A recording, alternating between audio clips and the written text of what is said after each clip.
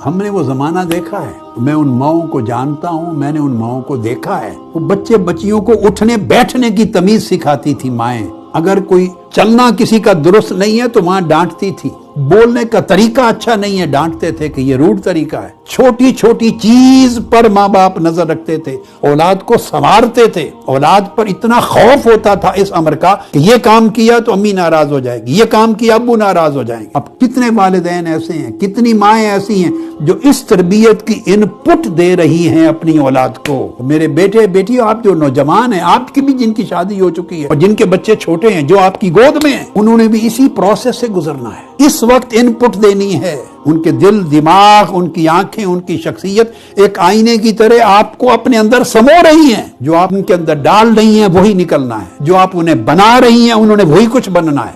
बस ज़हन में रखें। बाद में शिकवा शिकायत नाजायज है, सिर्फ अजियत है।